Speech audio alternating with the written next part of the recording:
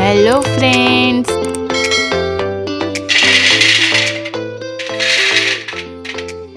આજે હું તમારી માટે લઈને આવી ગઈ છું એકદમ ફરસાણવાળાની દુકાન જેવી ક્રિસ્પી અને ટેસ્ટી ભાખરવડીની રેસીપી। તો ચાલો રેસીપી શરૂ કરીએ। તો ક્રિસ્પી ભાખરવડી બનાવવા માટે મેં અહીં એક બાઉલમાં 1 કપ જેટલો મેંદાનો લોટ લીધો છે। તેમાં 1/4 ટીસ્પૂન જેટલી હળદર, અડધી ટીસ્પૂન જેટલું મીઠું અને સાથે 1/4 કપ જેટલો ચણાનો લોટ એડ કરીને બધી જ વસ્તુને મિક્સ કરી લઈએ।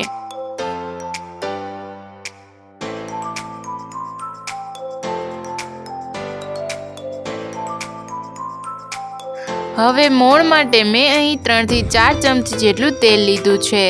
તેને લોટમાં એડ કરી દઈએ અને પછી હાથ વડે લોટના દરેક કણમાં તેલને સારી રીતે મિક્સ કરી લઈએ। તો તમે જોઈ શકો છો કે લોટના દરેક કણમાં તેલ સારી રીતે મિક્સ થઈ ગયું છે અને લોટને હાથમાં લઈને દબાવીએ તો તે ભેગો થઈ જાય છે, મીન્સ કે લોટમાં મોણનું પ્રમાણ બરાબર છે। મોણ અપાઈ જાય એટલે થોડું પાણી એડ કરીને આપણે ભાખરવડી માટેનો લોટ બાંધવાનો છે।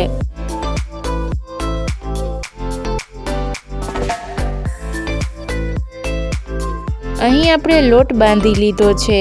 ભાખરવડી માટે રોટલીથી થોડો કઠણ એવો લોટ બાંધવાનો છે। હવે લોટને ઢાંકીને 20 થી 25 મિનિટ માટે રેસ્ટ થવા દેવાનો છે। લોટ રેસ્ટ થાય છે ત્યાં સુધીમાં આપણે ભાખરવડી માટેનો સ્પેશિયલ મસાલો બનાવી લઈએ। તેના માટે એક પેનમાં 2 ચમચી જેટલા ધાણા, 2 ચમચી જેટલું જીરું, 2 ચમચી જેટલા સફેદ તલ અને સાથે 2 ચમચી જેટલી વરિયાળી અને 1 તજનો ટુકડો અને 2 લવિંગને એડ કરી દઈએ અને પછી બધી જ વસ્તુને શેકી લઈએ। બધી વસ્તુને શેકીને લેવાથી મસાલામાં તેનો ટેસ્ટ એકદમ સરસ આવે છે।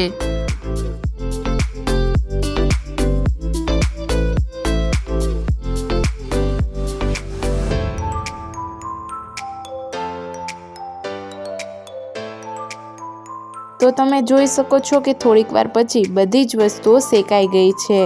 હવે તેને એક પ્લેટમાં લઈ લઈએ અને પછી તે જ પેનમાં 1 ચમચી જેટલું તેલ એડ કરીને તેમાં 3 ચમચી જેટલો ચણાનો લોટ એડ કરી દઈએ અને પછી તેને પણ શેકી લઈએ।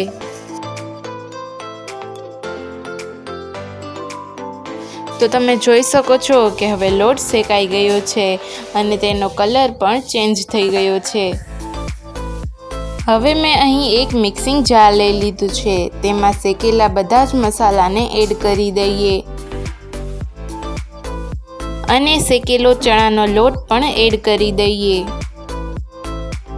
અડધી ટીસ્પૂન જેટલો લાલ મરચું પાવડર, 1 પિંચ જેટલી હળદર, અડધી ટીસ્પૂન જેટલું મીઠું, 1 ચમચી જેટલો આમચૂર પાવડર અને સાથે 3 ચમચી જેટલી ખાંડ એડ કરીને બધી જ વસ્તુને ગ્રાઇન્ડ કરી તેનો પાવડર તૈયાર કરી લઈએ અને 20 થી 25 મિનિટ પછી જોઈએ તો આપણો લોટ પણ સારી રીતે રેસ્ટ થઈ ગયો છે। તો હવે તેને પાટલા પર લઈ લઈએ અને પછી છરીની મદદથી આ રીતે તેના એક સરખા ભાગ કરી લઈએ।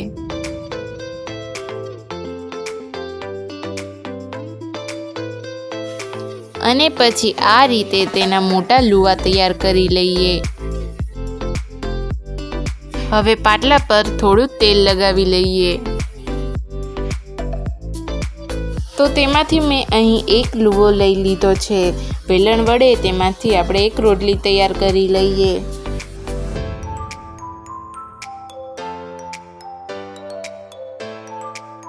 તો હવે અહીં આપણી ગોળ રોટલી વણાઈ ગઈ છે અને તેની થિકનેસ જોઈએ તો આ રીતની મીડિયમ સાઇઝની છે। હવે મેં અહીં આમલી અને ગોળનો પલ્પ લીધેલો છે, તેને ચમચીની મદદથી લઈને રોટલી પર સ્પ્રેડ કરવાનો છે। આ રીતે પલ્પ લગાવવાથી રોટલી પર મસાલો સારી રીતે સેટ થઈ જાય છે અને આંબલી અને ગોળના પલ્પનો સ્વાદ ભાખરવડીમાં એકદમ મસ્ત લાગે છે.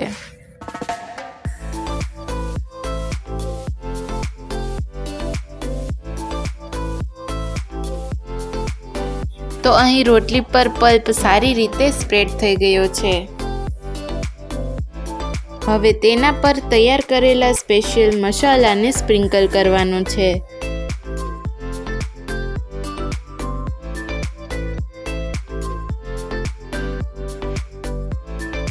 તો હવે મસાલો અહીં સારી રીતે સ્પ્રિંકલ થઈ ગયો છે. તો હવે રોટલીની કિનારી પર આ રીતે પાણી લગાવવાનું છે.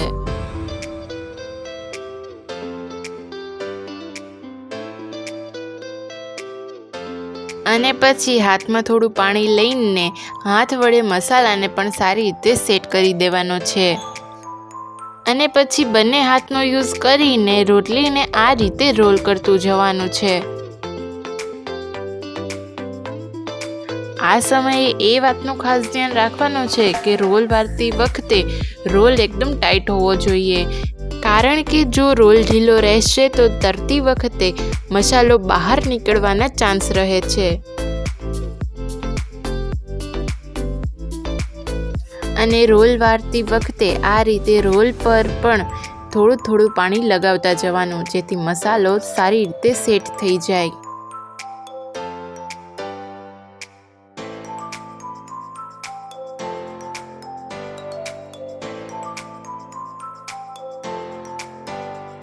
તો હવે અહીં આપણો રોલ રેડી થઈ ગયો છે. હવે આ રીતે છરીની મદદથી બંને સાઈડના કોર્નરને કટ કરી લઈએ અને પછી રોલના આ રીતે પીસ કરી લઈએ.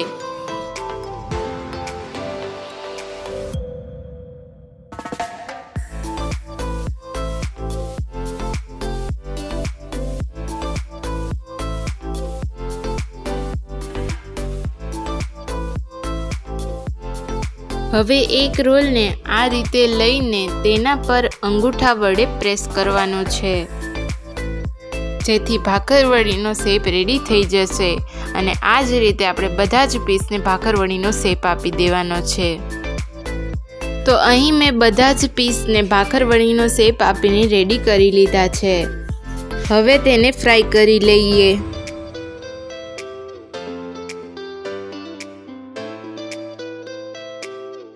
તો તેના માટે મેં અહીં એક પેનમાં તેલ ગરમ કરવા માટે મૂકી દીધું છે. હવે તેલ ગરમ થયું છે કે નહીં તે ચેક કરવા માટે લોટના એક નાના ટુકડાને તેલમાં એડ કરી દઈએ. હવે એક એક કરીને બધી જ ભાખરવડીને તેલમાં એડ કરી દઈએ અને તે થોડીવાર ફ્રાય થઈ જાય પછી તેને પલટાવવાની છે. અને પછી આ જ રીતે જ્યાં સુધી તે ગોલ્ડન બ્રાઉન ન થઈ જાય ત્યાં સુધી ફ્રાય કરવાની છે.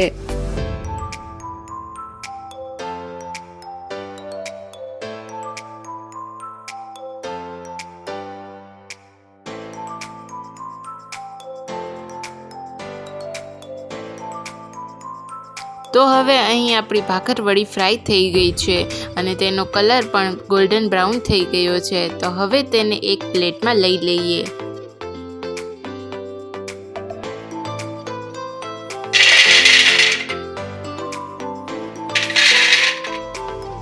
તો એકદમ ક્રિસ્પી અને ટેસ્ટી ફરસાણવાળાની દુકાન જેવી ભાખરવડી બનીને રેડી છે. જો હજુ સુધી ક્યારેય તમે ભાખરવડી ઘરે ન બનાવી હોય તો આ રીતથી એકવાર જરૂરથી ટ્રાય કરજો. પહેલી જ વારમાં એકદમ પરફેક્ટ બને છે. જો હજુ સુધી તમે વિડીયોમાં લાઇક, શેર અને કમેન્ટ ન કરી હોય અને ચેનલને સબસ્ક્રાઈબ ન કરી હોય તો જલ્દીથી કરી દેજો.